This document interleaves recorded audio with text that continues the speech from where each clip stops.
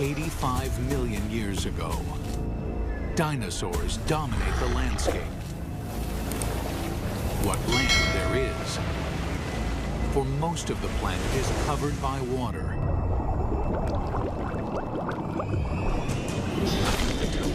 These vast oceans are a cauldron of violence, a world much more dangerous than the land above. This is the brutal world where an ultimate predator is born and bred. This mosasaur was the most dangerous creature in the most dangerous ocean ever. It's 45 feet long. It's the size of a Greyhound bus.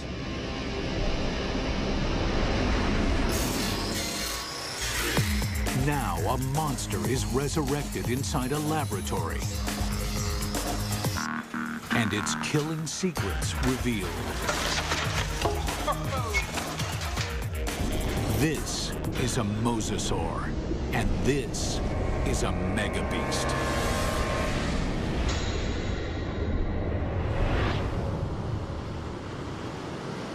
This is mosasaur country. At least it was.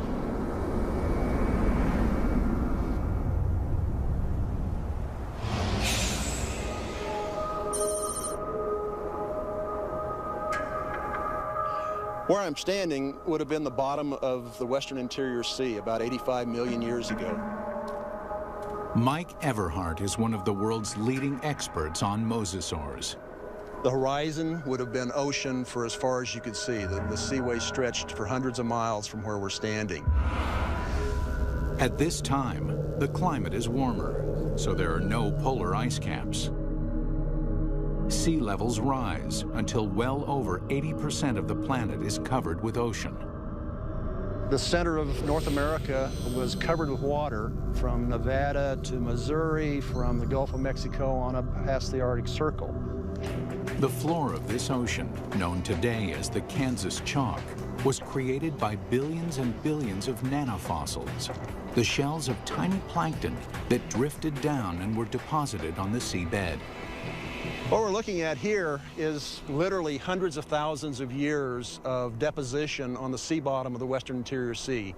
What we see back here is roughly an inch per 700 years to build up that much chalk. So there's untold billions of these animals there. And entombed in this chalk are giant fossils of mosasaur. In the late 1830s, the bones of the beast are first uncovered in North America. This is where the mystery of the mosasaur begins, because nobody can say just what this creature is. It is a question that first arises when a massive skull is found near the Meuse River in Holland. First guy who looked at it thought it was part of a fossil whale. It was also thought to be the jaws of a crocodile, a giant lizard, and one person even suggested it was a dragon slain by a medieval knight. A French paleontologist described it as a mosasaur, meaning Meuse River reptile. Eventually, the American bones are matched up with the earlier fossil find in Europe and correctly identified as a mosasaur. Over the next 80 years, as scientists begin the serious hunt for dinosaur fossils, a pattern emerges. In every corner of the globe, they find mosasaur bones. This points to one conclusion. No other predator has ever dominated the planet like the mosasaur. This guy weighed 8 tons. It could easily swallow a full-grown human male whole, just like a tater tot. Scientists investigating mosasaurs realized that nothing on Earth could have stopped them. It took a cosmic catastrophe to end their reign.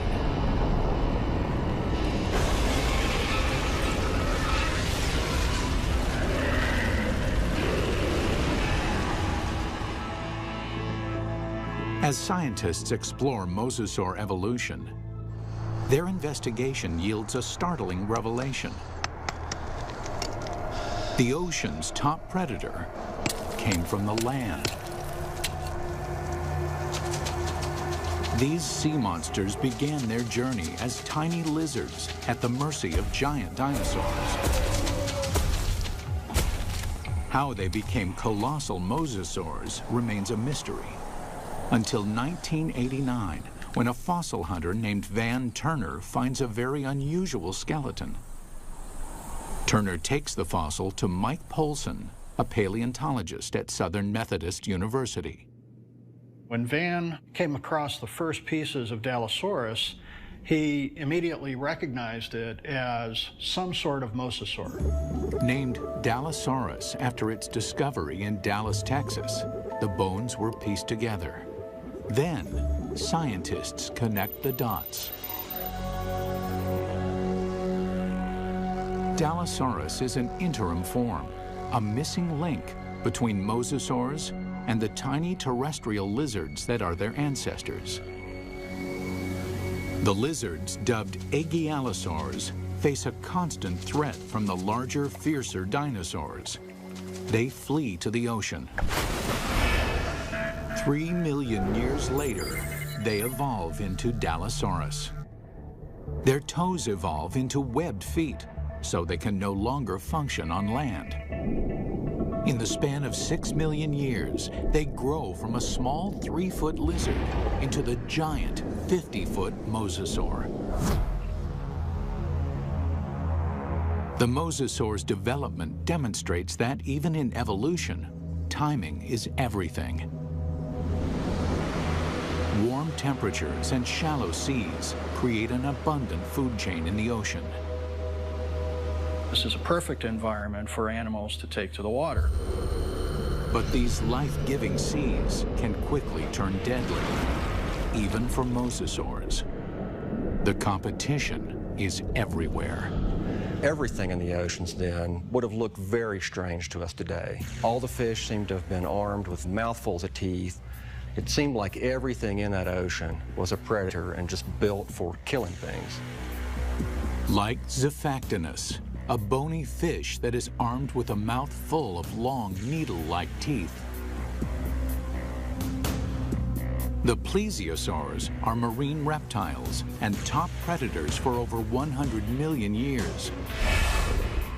They come in 2 lethal varieties.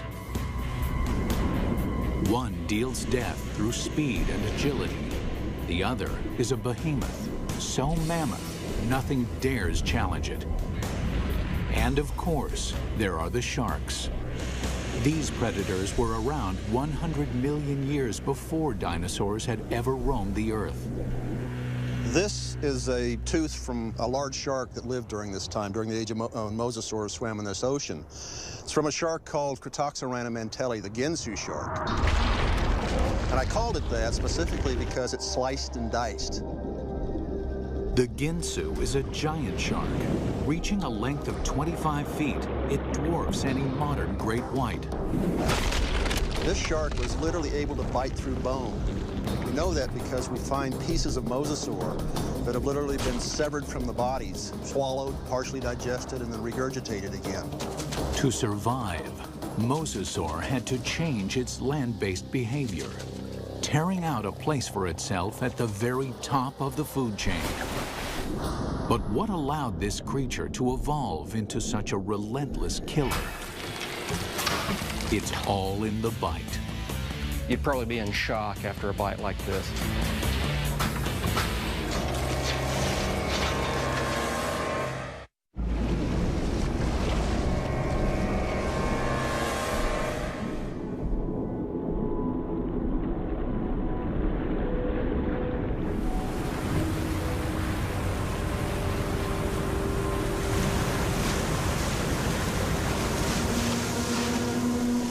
Taking her up!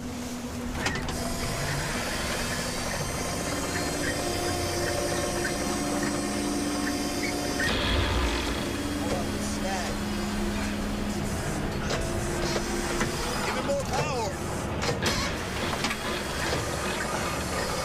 Here it goes, here it goes.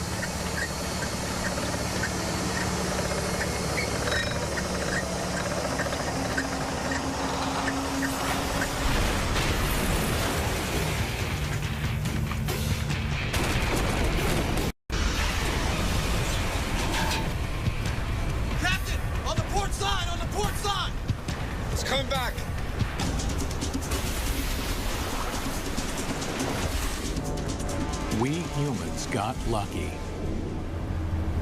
We managed to miss out on the mosasaur.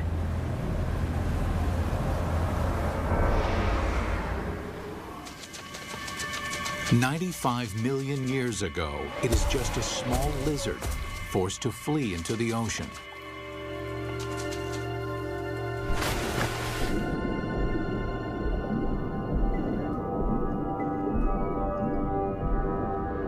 Within 6 million years, it grows into one of the most successful predators of all time. But what made the mosasaur such a monster killer? Millions of years of evolution created a perfect formula for the perfect killer. This is how you make an apex predator. First and foremost, breathing. Like whales, mosasaurs can spend long hours submerged in the sea, but they still have to come up for air. And then there's food. Fish are nutritious, but they're fast and slippery. To catch them, mosasaurs must develop the skills of an efficient hunter. Another part of the formula, hearing. In the water, sound location becomes a prime method for hunting. Mosasaurs modify their terrestrial ear into a super amplification system that makes sounds 38 times louder. In his studies of the mosasaur, paleontologist Dr. James Lamb has been able to reconstruct the creature's hearing mechanism. This little piece fits in this pit and moves back and forth. And then this piece fits here, and a small movement in this first piece creates a large movement in this one. So it's a system that's finely tuned for conducting sound through water. Even though sound can lead them to the prey, it's difficult to detect a target if it's in murky water. Here, mosasaur would have the advantage by using the keen sense of smell inherited from its land-based ancestors. A mosasaur like this would have had a tongue that would function exactly like a monitor lizard's tongue. The reason why the tongue is forked is so that the animal can smell in two different directions at the same time. This is smelling in stereo. One more addition to our killing formula: sonar. The last piece in the puzzle is this set of nerves that run down the side of the upper jaw and especially are concentrated here in the snout. And it's a system for detecting the pressure wave given off by the prey. Mosasaur uses this pressure wave sonar to hunt, much like modern killer whales use echolocation. All these adaptations mean mosasaur has a good chance of locating dinner, but they still have to catch it. And chasing down fast, elusive prey requires jet-like speed. So how does an 8-ton, 50-foot monster propel itself? This alligator has another piece of our formula: a massive tail. Along with crocodiles, gators have a long, flattened tail shape similar to mosasaurs.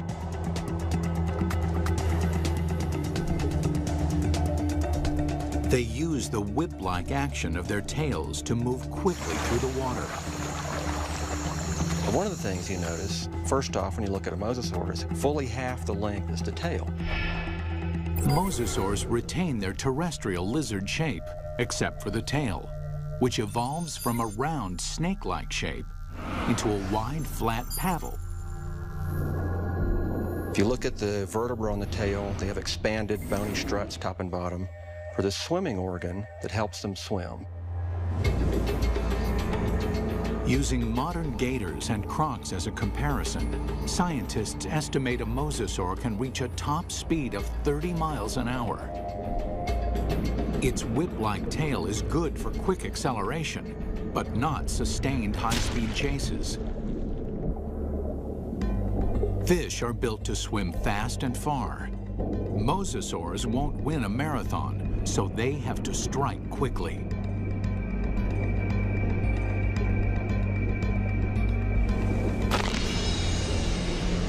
Which means this enormous beast has to somehow hide its 50-foot body and ambush its prey.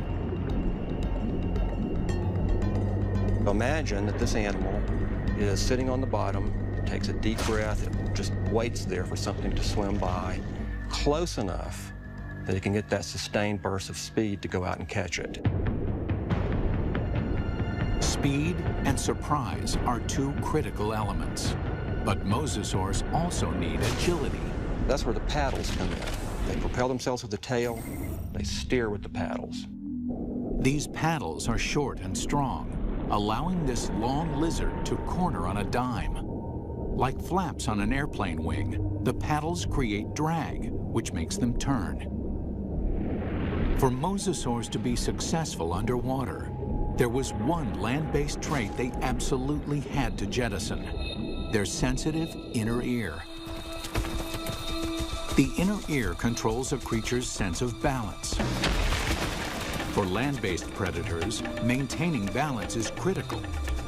If they stumble, their prey escapes.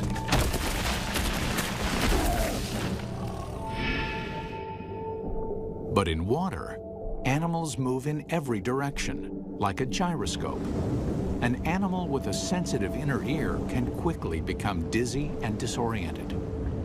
Over the millennia, the mosasaur's inner ear begins to dial down the sensitivity, allowing them to quickly twist and spin with no sickening side effects. These evolutionary refinements created a megabeast. The mosasaur can locate, chase, and catch its prey. But catching is not enough. The mosasaur has to eat. And the way that it eats is something that almost defies imagination. It's a prehistoric creature so vicious, it makes sharks seem cuddly. With jaws like steel, it's large enough to swallow a human in one bite. This underwater T-Rex is bred only to hunt and to kill. And across the oceans of planet Earth, this megabeast rules.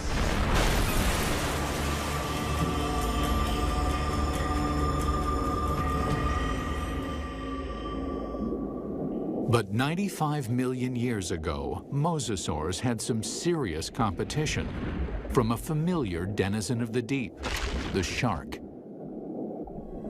Prehistoric sharks, like their modern cousins, are vicious and durable, traveling vast distances, ripping apart any creature that gets in their way. Sharks had been around for over 250 million years when mosasaurs evolved onto the scene. At that time, the largest, fiercest shark in the water was the giant Ginsu shark. The Ginsu would have, of course, looked very much like a modern great white, a very big, heavy-bodied shark. At a length of 25 feet, the aptly named Ginsus are over 10 feet longer than a typical great white. With mosasaurs and Ginsus hunting in the same waters, one thing is certain: there will be blood. There was quite a competitive relationship going on when the big sharks and the mosasaurs were running into each other frequently. And at least at first, the mosasaurs were losing a lot. There's definite evidence that sharks attack mosasaurs. You can see right here that there are clear bite marks from the arc of the mouth of a shark that was attacking. These big sharks carved up a lot of mosasaurs. So we find shed teeth, we find bones that are severed during this time.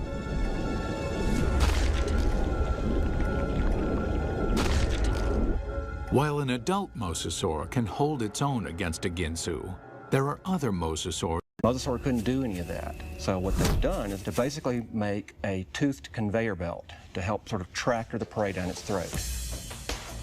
You can look at mosasaur fossils, and you can look at modern analogs that have a skull that works in a broadly analogous way. But sometimes building a model tells you something you just can't find out any other way.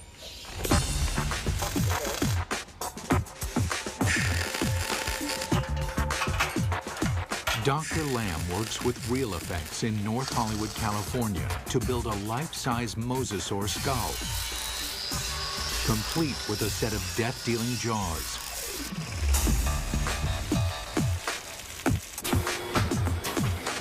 The massive steel jaws are powered by pneumatics instead of muscles and ligaments. Never thought I'd see a steel mosasaur skull, but this is very cool looking. We've got 3 pneumatics. We've got 2 operators to run it, and we've reduced it to 3 basic motions. One set of pneumatics opens and closes the jaws. One set moves it backwards and forwards. And the third set runs the pterygoids in the roof of the mouth. The pterygoids are the terminator teeth. No other ocean predator has them. A second set of teeth running down the roof of the mouth. These are a truly fiendish adaptation. They actually work independently to move the prey backwards in the throat, and also to hold it still, to pin it down as it opens its mouth for the next bite. Now we see how these jaws worked in deadly concert. The bite, the ratcheting jaw, the terminator teeth. Test 1.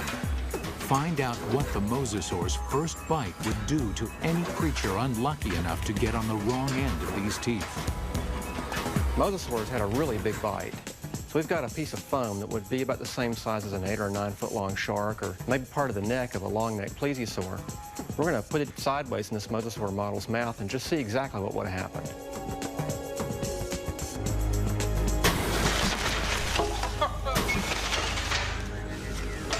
Well, that's going to leave a mark, isn't it? That's a broken neck. I'm pretty convinced that this thing would have probably killed something with the first bite. First time it bit down and ratcheted back like that, the thing's neck is broken. Test 2. Measure the capacity of its bite. Very simply, when our metal mosasaur chomps, how much ersatz meat goes into its mouth? We've got this piece of foam with 4-inch squares painted on it. We're going to feed it to this mosasaur and see how much with each bite this thing would have dragged its prey down its throat.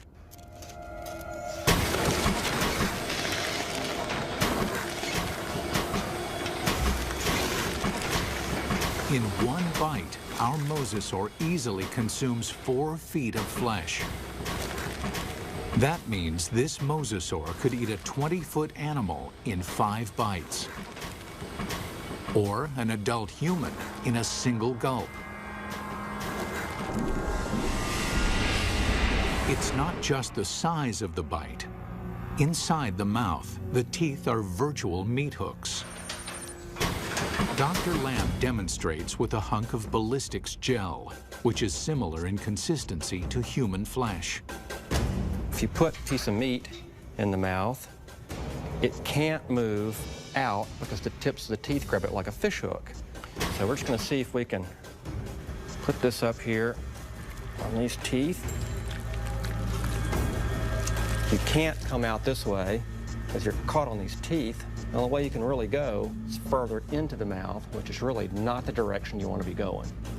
And let's just see what happens here.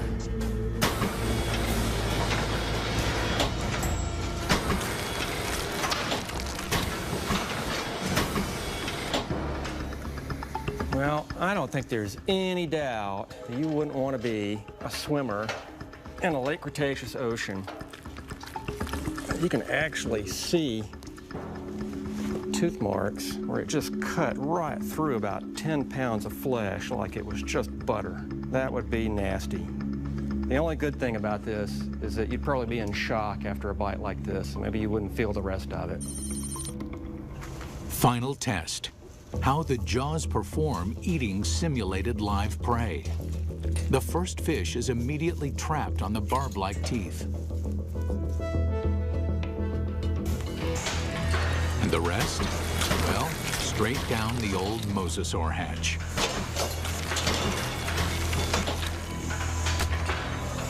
In 20 seconds, our captive mosasaur can eat 500 pounds of fish.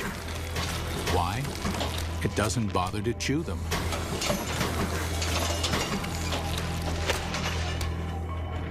There's a rapidly vanishing cloud of red and a few scales, and that's all that's left of it. For dessert, they test an item that mosasaur never had the opportunity to eat.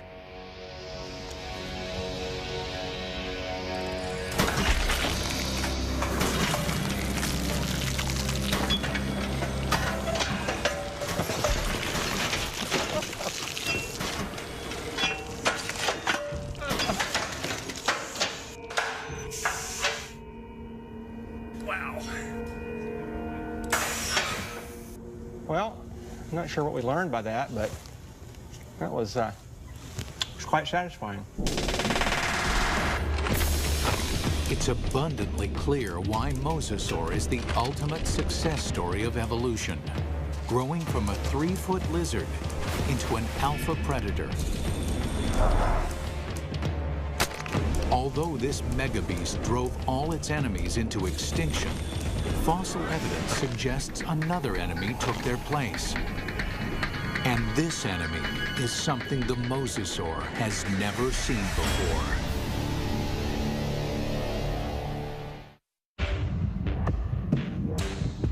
From its humble beginnings as a 3-foot lizard, the mosasaur evolved into the most dominant megabeast the world has ever seen. Nothing in the ocean can kill it, let alone live with it. But the threat may have come from another direction. What we're looking at here is what I would like to call a paleo crime scene. It's a very old cold case file. Scientists studying mosasaur fossils find evidence of attacks on these giant reptiles. There's a healed bite mark here, this raised ridge. There's a second puncture wound here with this lip of reactive healed bone around it. There are 2 marks up here on the top of the skull, and it probably killed the animal fairly quickly. What animal is vicious enough to attack the deadliest creature in the sea? And we can measure the distance between those bites, and we can marry it up with the jaw of another larger mosasaur, and the teeth fit perfectly into those holes. It makes perfect sense. The only thing mosasaur had to fear may have been mosasaur itself. Experts think that mosasaurs engaged in snout wrestling or face biting to establish dominance. We see really analogous behavior in modern saltwater crocs. Almost always the males, and they're defending a breeding or feeding territory.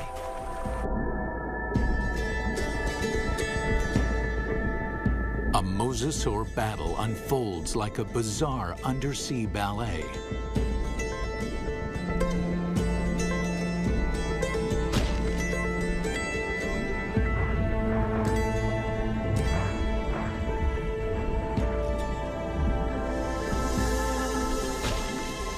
When one establishes dominance, the other gives up and swims away.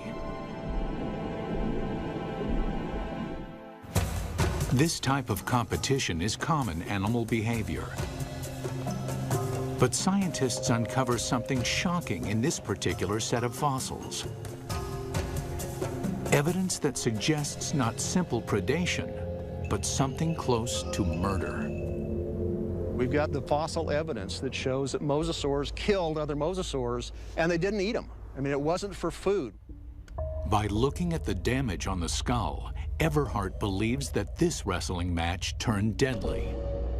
The fossil evidence shows the dominant mosasaur clamps down on his opponent's skull. And as the skull of the mosasaur rolled to the side, these teeth pulled out and left these big drag marks across the bone, very deep wounds. Not only is the skull crushed, but evidence suggests the killer then broke the victim's neck. We found the neck laying off like this at a 45-degree angle to the skull. indicating that it's probably broken right up here next to the brain case. Not even great white sharks or saltwater crocs deliberately kill their own kind. They killed, kind of like humans, they killed for other reasons than for food. And mosasaurs were different in that regard. We don't see that in very many other animal groups. Still, scientists believe this gladiator-like behavior would not have caused the mosasaur to go extinct. In point of fact, they seem to thrive on violence. 70 million years ago, with no other competition in sight, mosasaurs continued to evolve, becoming even more diverse. There's well over 50 species of mosasaurs. They began moving from the ocean into freshwater, seeking prey in swamps, estuaries, and rivers.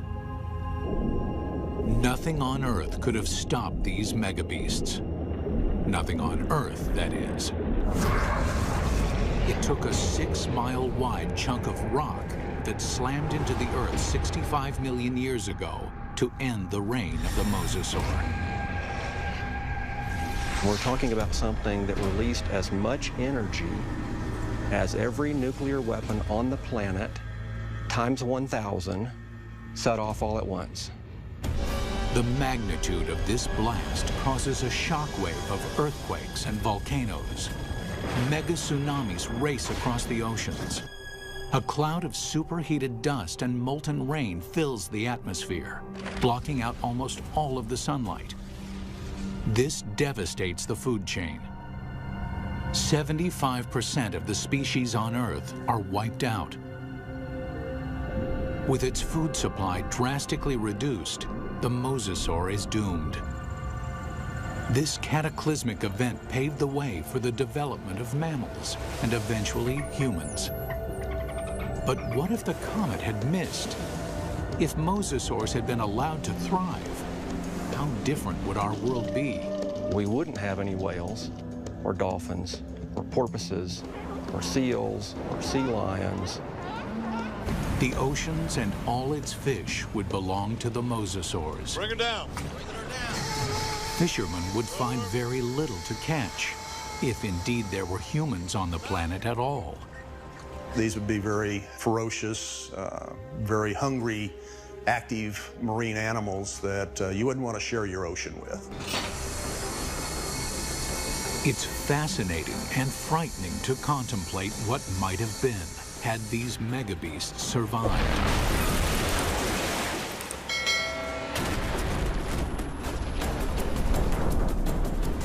The oceans of the world patrolled by these giant killing machines, 50 feet long, with jaws the size of T-Rex.